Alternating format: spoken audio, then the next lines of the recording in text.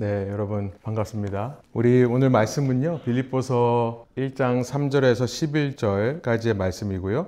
바울의 동역자 기도라는 제목으로 말씀 나누려고 하는데, 먼저 한번 한 목소리로 한번 읽어봤으면 좋겠습니다. 성경책에 다 갖고 계신가요? 뒤에 슬라이드가 있군요. 그러면 한 절씩 번갈아 가면서 읽도록 하겠습니다. 그리고 마지막 절은 함께 읽도록 하죠. 제가 먼저 3절 읽습니다. 나는 여러분을 생각할 때마다 나의 하나님께 감사를 드립니다. 내가 기도할 때마다 여러분 모두를 위하여 늘 기쁜 마음으로 간구합니다. 여러분이 첫날부터 지금까지 복음을 전하는 일에 동참하고 있기 때문입니다. 선한 일을 여러분 가운데서 시작하신 분께서 그리스도 예수의 날까지 그 일을 완성하시리라고 나는 확신합니다. 내가 여러분 모두를 이렇게 생각하는 것은 나로서는 당연한 일입니다. 내가 여러분을 내 마음에 간직하고 있기 때문입니다. 여러분 모두는 내가 갇혀 있을 때나 복음을 변호하고 입증할 때에 내가 받은 은혜에 동참한 사람들입니다. 내가 그리스도 예수의 심정으로 여러분 모두를 얼마나 그리워하고 있는지는 하나님께서 증언하여 주십니다. 내가 기도하는 것은 여러분의 사랑이 지식과 모든 통찰력으로 더욱더 풍성하게 되어서 여러분의 가장 좋은 것이 무엇인가를 분별할 줄 알게 되는 것입니다. 그리하여 여러분이 그리스도의 날까지 순결하고 흠이 없이 지내며 함께 있습니다. 예수 그리스도께서 주시는 의의 열매로 가득 차서 하나님께 영광과 찬양을 드리게 되기를 나는 기도합니다. 아멘. 이 바울은요, 서신서의 시작을 보통 감사로 시작합니다. 사실 갈라디아서라는 책을 빼놓고는 모두 항상 교회에 감사하는 기도로 서신서를 시작해요. 이 바울식의 안부 인사입니다. 바울 서신의 아주 독특한 점이에요. 당시에는 편지를 이렇게 시작하지는 않았습니다. 그저 I hope this letter finds you well. 이 정도로 시작하는데요. 바울은 감사로 편지를 시작하고 있다. 굉장히 바울스러운 스타일인데 유명한 신약학자인 골든 피라는 분이 이것을 가리켜서 이렇게 표현하는 것이 기억이 납니다. Radical Christian thing. 아주 급진적인 그리스인다운 것이다. 이렇게 표현하신 적이 있으세요. 크리스천다운 안부 인사고 크리스천들의 안부 인사라는 겁니다. 저는 크리스천들은 모일 때마다 감사로 대화를 시작하는 사람들이어야 한다고 믿습니다. 우리 아까 감사 이야기를 하셨는데 저는 바로 그게 교회다라고 생각을 해요.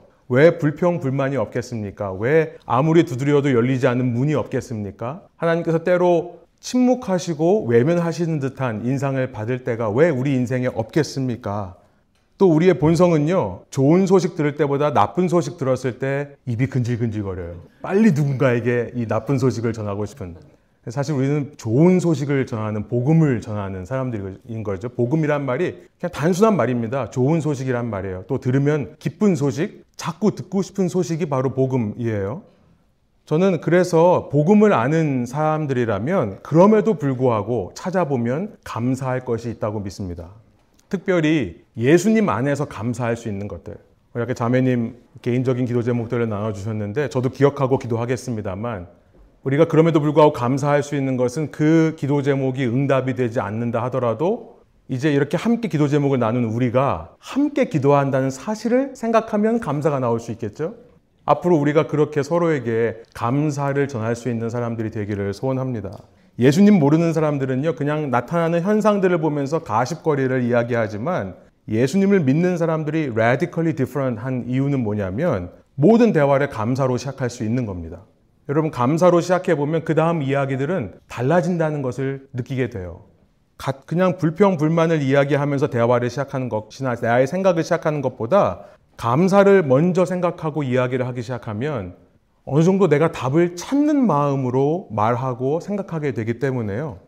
어지간히 마음이 꼬여있지 않으면 감사로 시작해서 불평으로 끝나지 않습니다.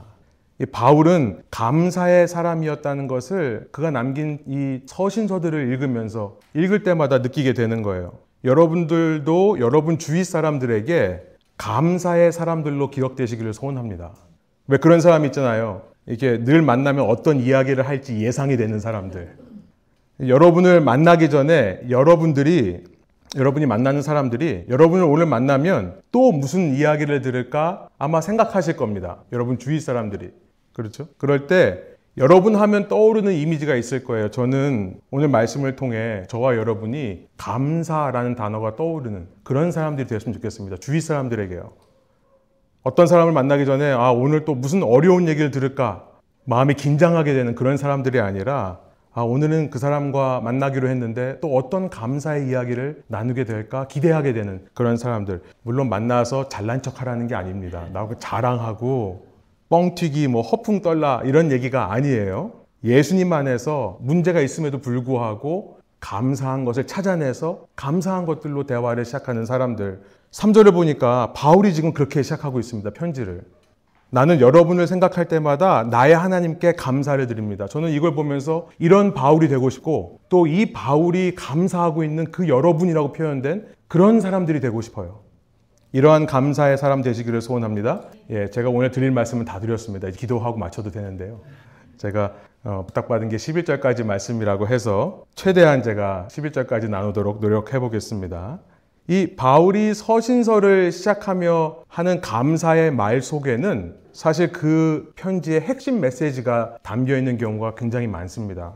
빌립보서의 경우 이 편지를 쓴 핵심 키워드가 이 안부 인사에 나옵니다. 4절에 기쁨이라고 하는 단어예요. 기쁨이라고 하는 단어. 내가 기도할 때마다 여러분 모두를 위하여 늘 기쁜 마음으로 간구합니다. 이렇게 편지를 시작하는데 기쁨이 사실 빌립보서의 주제어 중에 하나라고 볼 수 있습니다. 그런데 놀라워요. 바울은 지금 뭘 아무리 봐도 기쁠 것이 없는 상황이에요.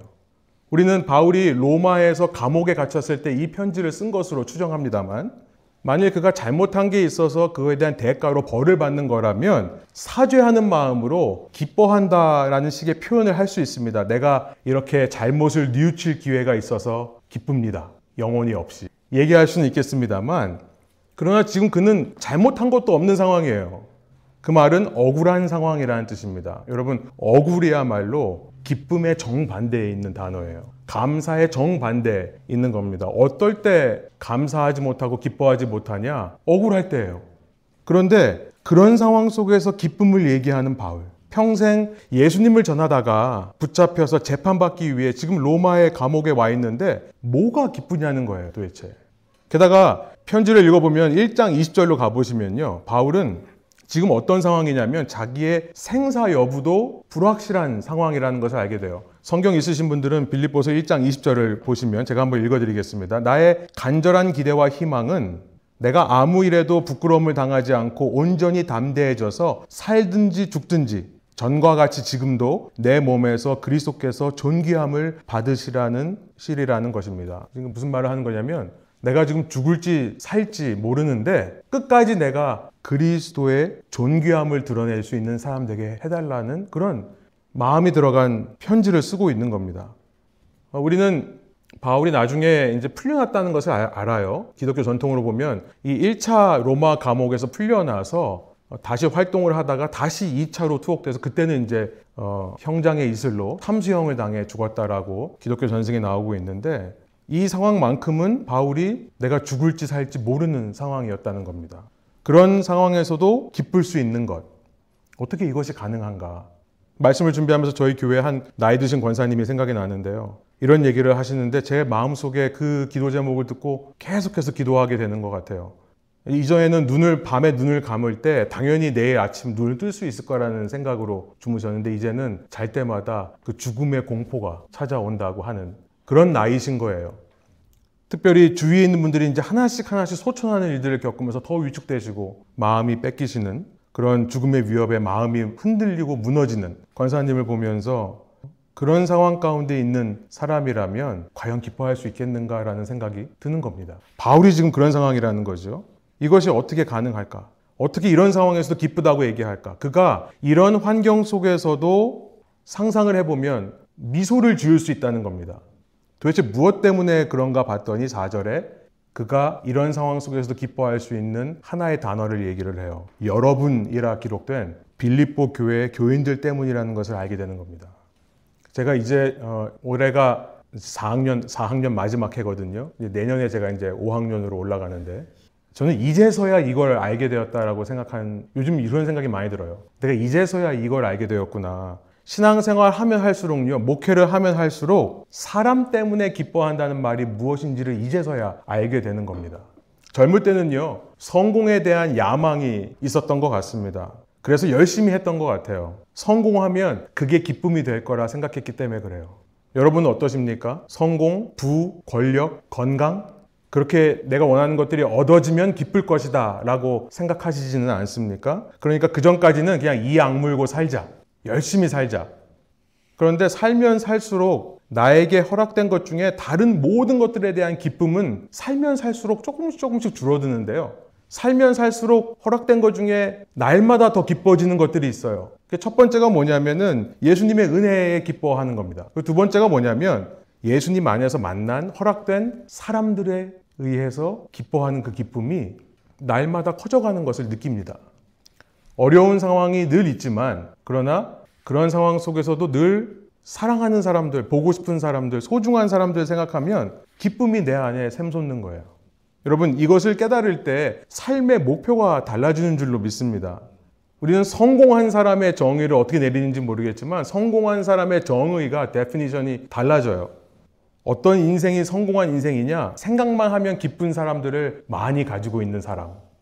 생각만 하면, 떠올리기만 하면 마음 한구석에 기쁨으로, 내 얼굴에 미소로 나에게 다가오는 사람들이 많으면 많을수록 성공한 사람이다. 특별히 나를 생각하며 이렇게 힘든 어려운 순간에도 나를 생각하며 기도해주는 중보자를 많이 만든다면 그것이 성공한 인생이다. 그래서 저는요, 좋은 교회에서 좋은 사람들과 신앙생활을 하는 것이 성공이라고 저는 생각합니다.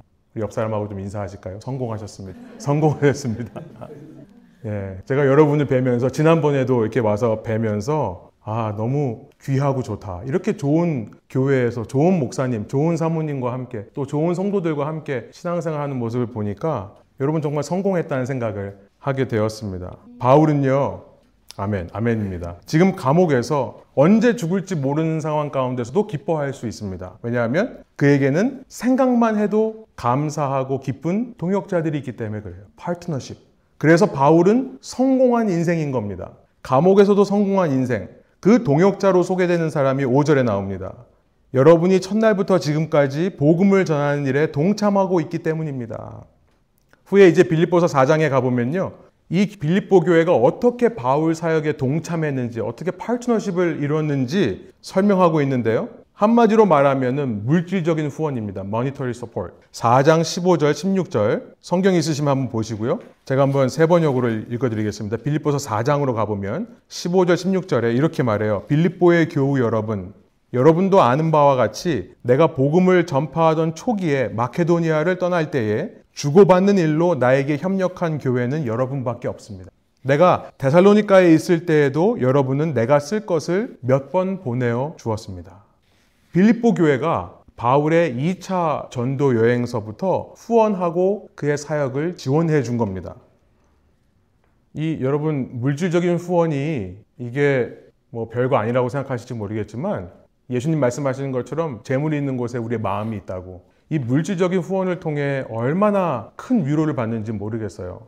당시 여행은요, 정말 비쌉니다. 오늘 이제 여행을 생각해 보면 오늘은 혼자 뭐 가족끼리 이렇게 여행 많이 다니시잖아요. 근데 비행기 타고 다닙니다. 차 타고 다닙니다. 당시 여행은 걸어가야 돼요. 걸어간다는 의미는 뭐냐면 거기 가서 어디 가서 사 먹을 수 없다는 얘기예요. 그러니까 뭘 해야 돼요? 다 싸들고 가야 돼요. 그러면 혼자 못 갑니다.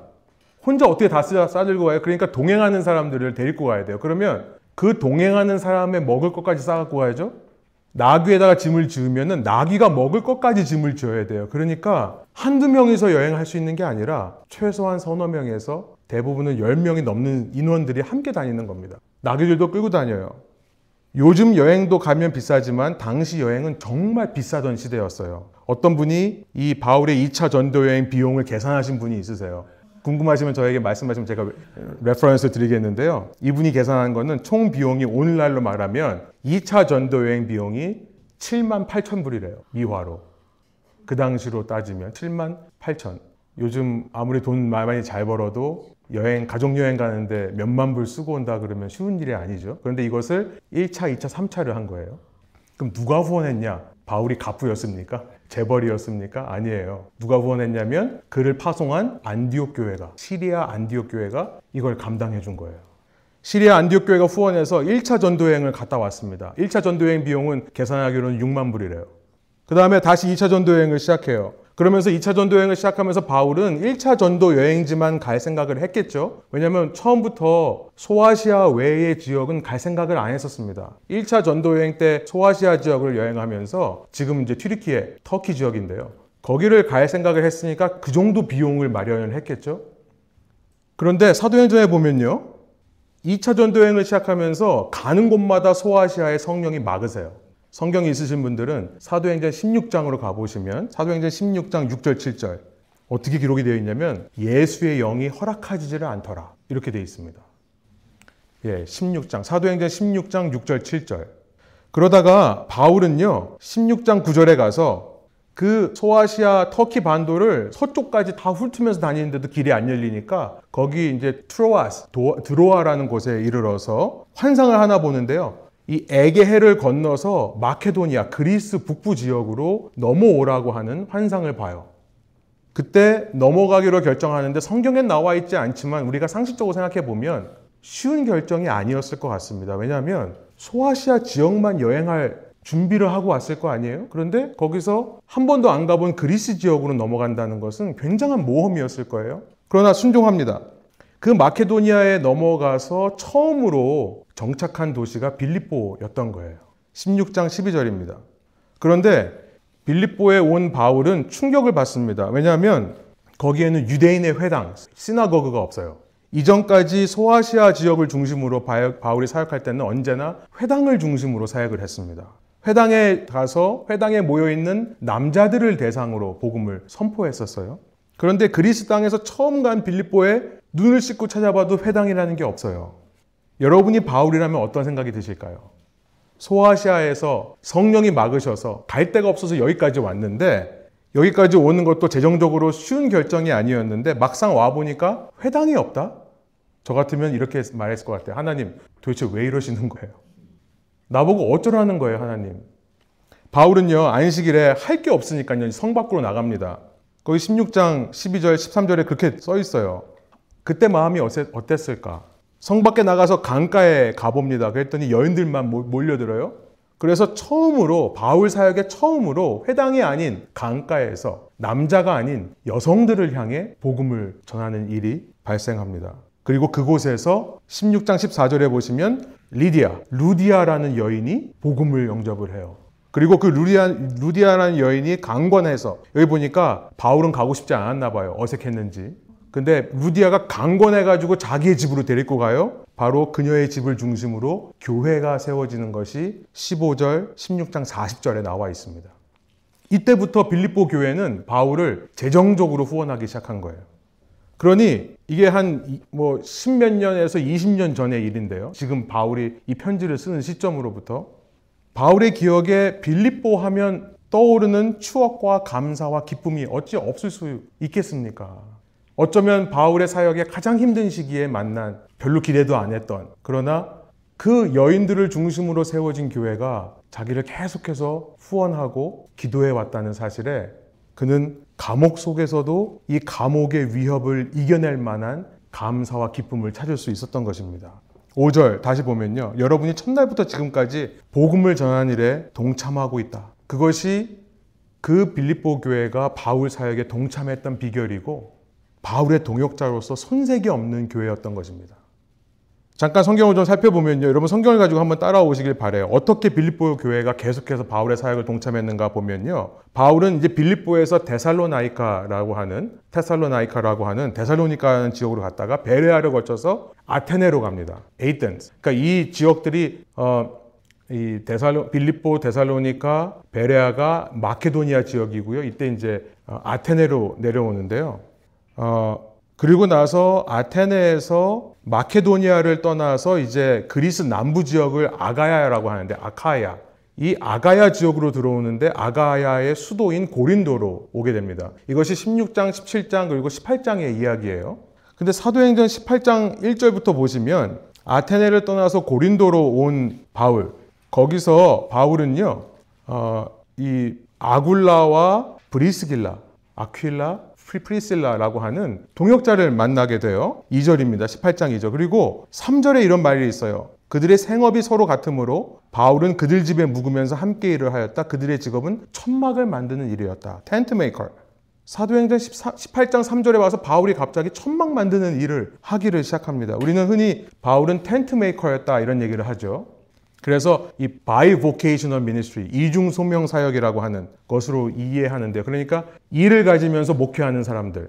그런데 지금 2차 전도 여행 이야기의 컨텍스트에서 보면 바울의 사역이 고린도에 와서 심하게 축소된 것으로 보입니다. 바울은요, 이 그리스 땅에 오면서 이제 자세한 얘기는 할 수 없습니다만 데살로니카를 또 베레아를 거치면서 이 전도 방식이 바뀌는 것을 보게 돼요. 이제 토론이라는 말을 쓰기 시작하고요, 설득이라는 말을 쓰기 시작합니다. 그러니까 이 그리스 사람과는 회당에서는 이제 메시지를 선포하면서 이 유대인들에게는 예수님을 어떻게 정했냐면 성경에서 계시된 메시아가 바로 예수다라는 것을 증언을 했는데요. 그리스 사람들은 구약 성경을 전혀 몰라요. 그러니까 이제 논리를 가지고 그들의 방식으로 토론하고 설득하는 방향으로 사역 방향을 바꿉니다.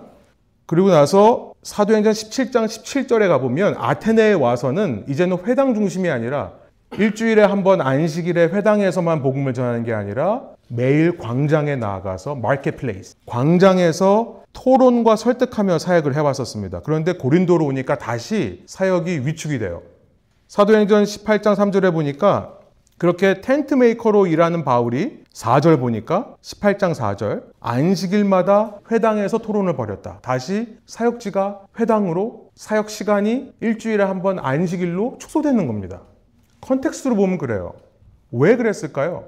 주중에는 일을 해야 됐기 때문에 텐트 메이커로서. 그러니까 4절을 가만히 보면요, 18장 4절에 회당에서 토론을 벌이고 유대 사람과 그리스 사람을 설득하려 하였다 이렇게 표현을 해요. 정확한 번역입니다. 원어에. 설득하였다가 아니라 설득하려 하였다. 원어로 보면 미완료 시제라는 imperfect tense예요. 이것은 뭐냐면 어떤 행위가 완료되지 않고 계속 일어나고 있는 것을 말해요. 사람들이 설득이 안 되고요, 계속 설득이 되려고 노력만 하고 있는, 이 힘이 실리지를 않는. 왜 이럴까요? 왜, 그러면 우리는 궁금해져요. 왜 바울이 갑자기 텐트 메이커로 일하기 시작했을까? 생각해보면 성경에는 안 나와 있지만 상식적으로 추측을 해보면 2차 전도 여행을 떠나면서 준비했던 모든 것들이 떨어진 겁니다. 여기서.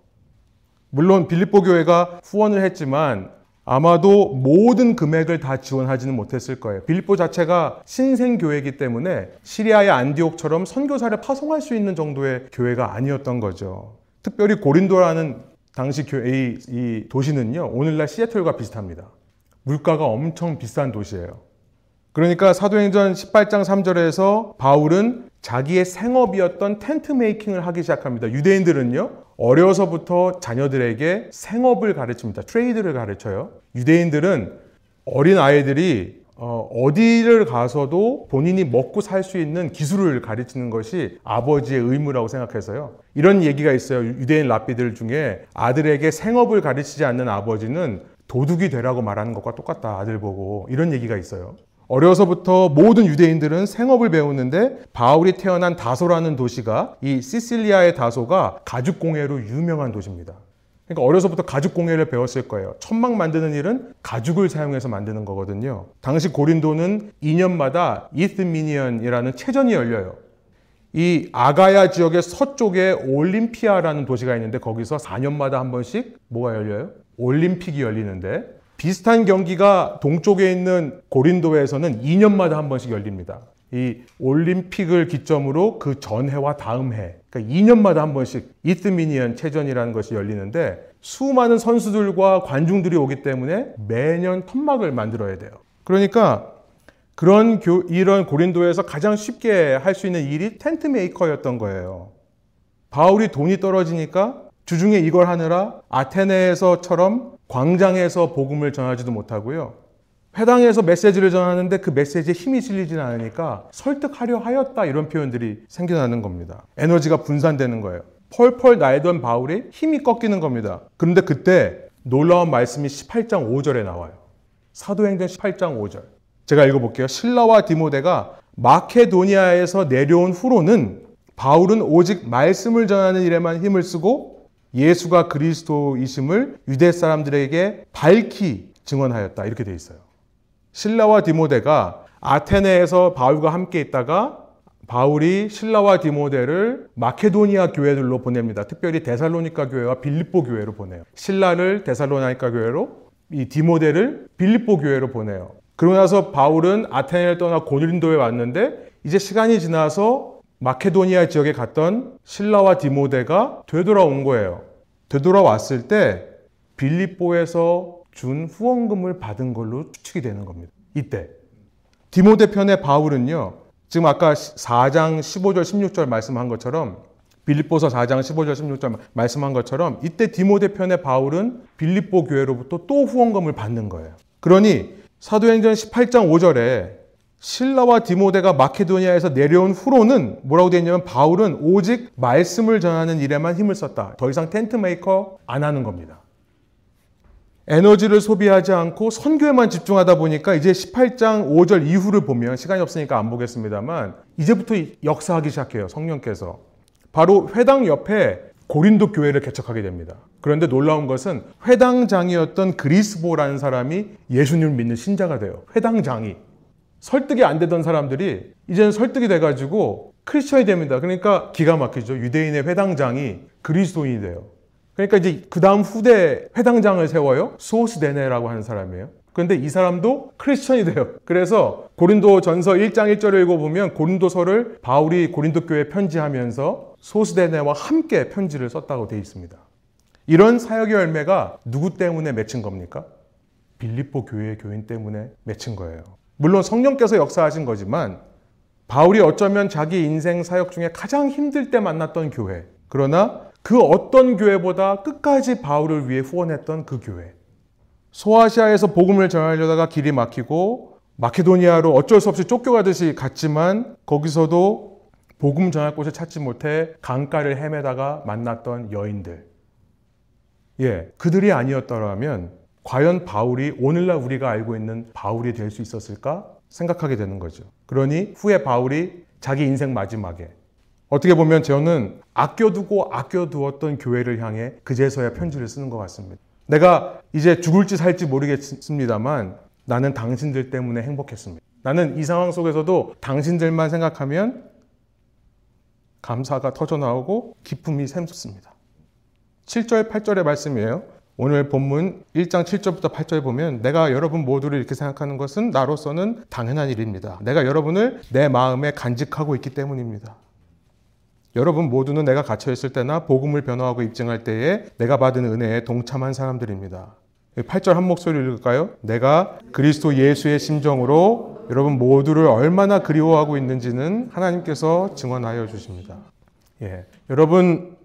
여러분의 목회자에게 그런 동역자가 되신다면, 그래서 그가 어렵고 힘들 때 여러분이 베푼 사랑이 버팀목이 되어서 어렵지만 그런 상황 속에서도 여러분만 생각하면 목회자가 힘이 나고 미소가 지어질 수 있다면, 여러분이 세상에서 대단한 업적을 세우지 않았다 하더라도 여러분은 성공한 사람들이시라는 거예요.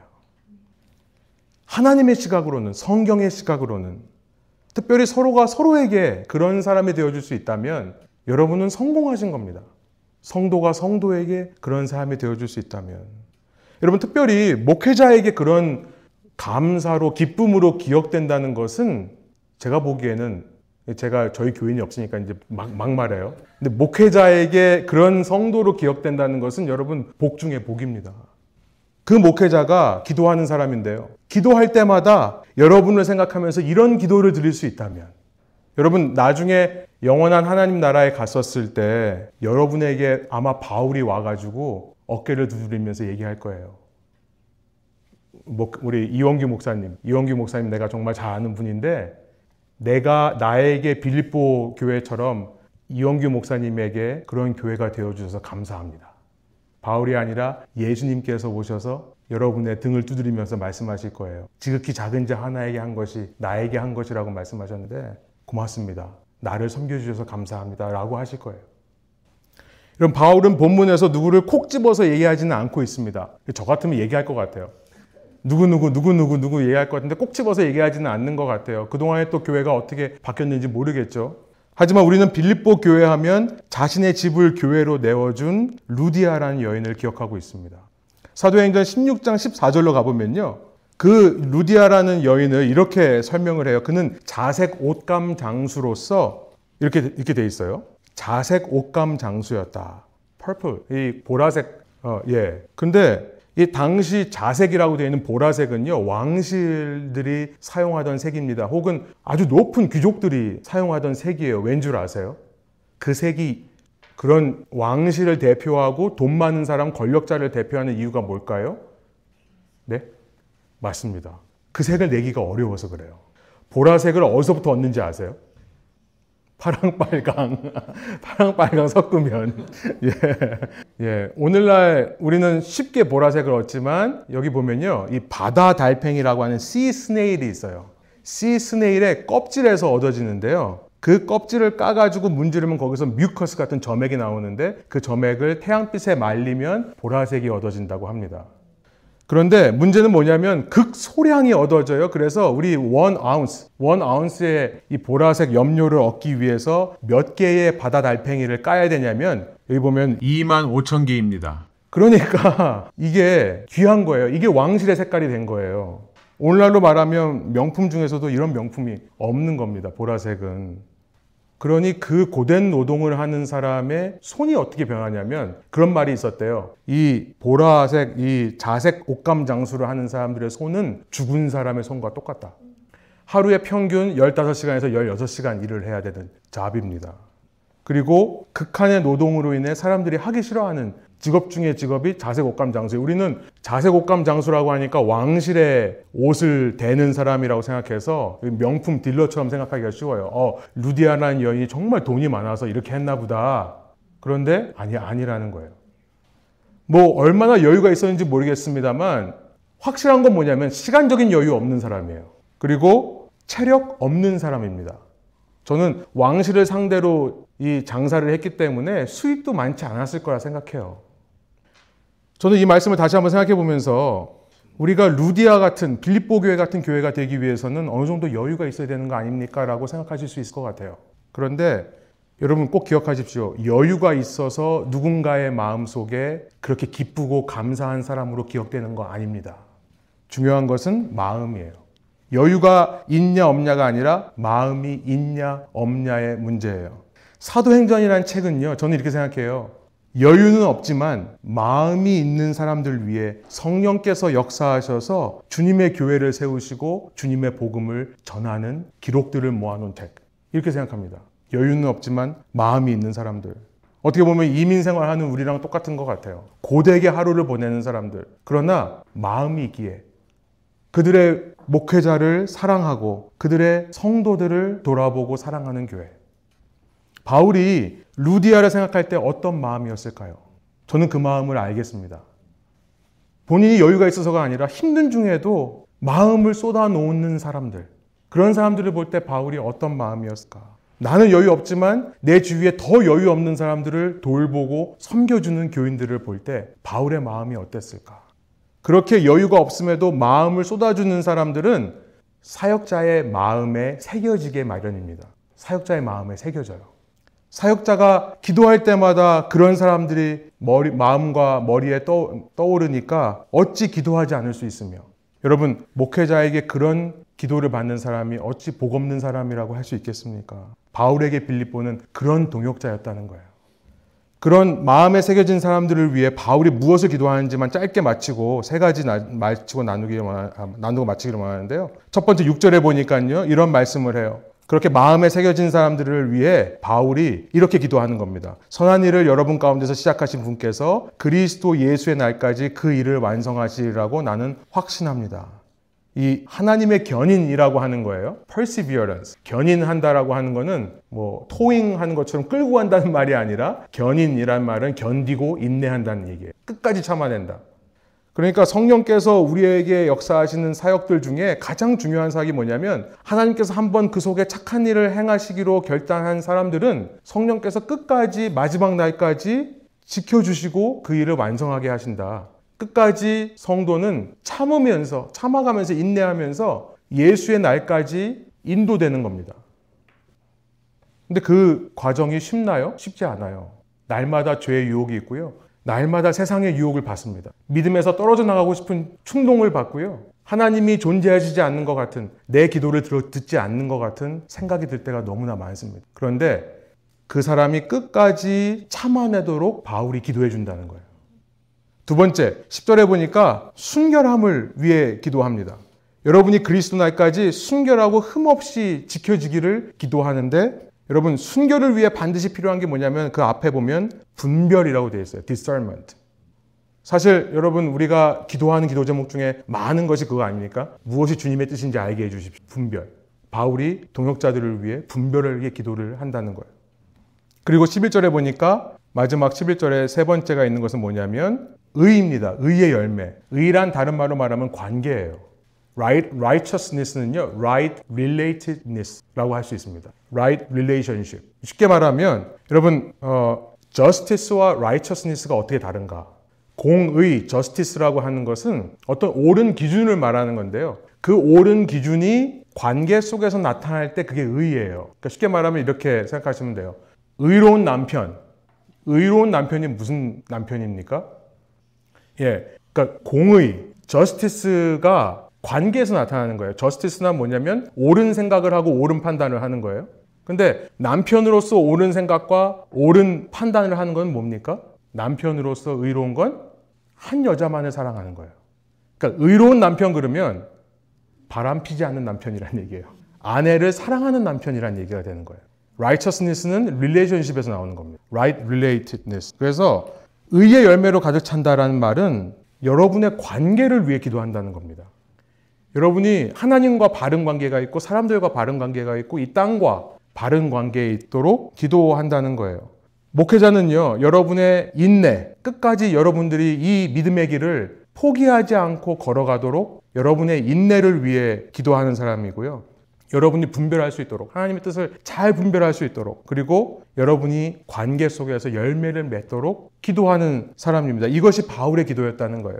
그런데 이런 기도를 바울이 해야 되니까 목회자로서 한 게 아니라 기계적으로 혹은 율법적으로 야 목회자인데 이런 거 기도해줘야지 이런 게 아니라요. 바울은 누가 하라고 해서가 아니라 마음속에 자발적으로 빌립보 교회만 생각하면 이런 기도들이 나왔던 거예요. 그러니 이 편지를 받아보는 빌립보 교인들이 얼마나 성공한 사람들입니까? 얼마나 복받은 사람들이에요. 저는 오늘 이 자리에 계신 여러분들이 그런 존재들을 되시기를 소원합니다. 저는 여성들이 이렇게 되면 빌립보 교회처럼 여성들이 일어나고 여성들이 회복되면 이 교회가 더 탄탄해진다는 생각을 해요. 먼저는 말씀을 마무리하면서요. 여러분 먼저는 누군가에게 늘 감사로 기억되는 분들 되기를 원합니다. 여러분 하면 떠올리는 이미지는 감사가 되기를 원해요. 예수님 안에서 감사하는 사람들. 내 자랑거리를 감사하는 게 아니라 예수님 안에서 감사하는 사람들. 그리고 누군가가 여러분을 기억만 해도 미소가 절로 지어지는 기뻐할 수 있는 그런 사람들 되시기를 소원합니다. 여유가 있어서 가능한 게 아닙니다. 여유는 없지만 그 진심이 나를 향하고 있기 때문에 마음을 쏟기 때문에 그런 여성들이 세워진 교회야말로 굳건하고 견강한 교회일 줄로 믿습니다. 무엇보다 여러분 자신들에게 복이고 여러분에게 성공이라는 것을 말씀드리고 싶어요. 여러분의 견인을 위해, 인내를 위해, 여러분의 분별을 위해, 여러분의 관계의 열매들을 위해 기도하는 사역자가 있다면, 기도하는 성도들이 있다면, 그런 중보자들이 있다면 그게 성공한 인생입니다. 서로에게도 그런 존재가 되어 주어서 건강한 교회, 주님의 사역을 이 마지막 때에 이루어드리는 교회 되시기를 간절히 소원합니다. 함께 기도하겠습니다. 하나님, 이 시간 저희가 만나고 함께 한 공동체를 이루는 것이 결코 우연이 아니고 하나님의 치밀한 계획 속에 예수 그리스도의 몸된 교회를 향한 부르심이고 사명인 줄로 믿습니다. 하나님, 주님의 은혜로 이렇게 귀한 교회를 만나게 해주시니 감사합니다. 또 귀한 목회자와 귀한 사모님, 정말 존경스러운 두 분들을 목회자로 모시고 신앙생활하게 해주셔서 감사합니다. 하나님, 이 관계 속에서 더욱더 동역하는 일들이 많아지게 하여 주시고 우리 목사님이 교인을 생각할 때마다 또 교인들이 목사님을 생각할 때마다 더 나아가 교인과 교인들이 서로를 생각할 때마다 이 바울이 빌립보 교회를 향한 품었던 마음들이 느껴지게 하여 주시며 그래서 서로 응원하고 서로 격려하며 끝까지 믿음의 길을 걸어갈 수 있도록, 무엇이 주님의 뜻인지를 분별할 수 있도록, 모든 관계 속에 열매가 맺혀질 수 있도록 서로 응원하고 이끌어주고 함께 그 길을 걸어가는 귀한 교회 될 수 있도록, 귀한 동역자 될 수 있도록 인도하여 주옵소서. 감사드리며 예수 그리스도의 이름으로 기도합니다. 아멘. 25,000개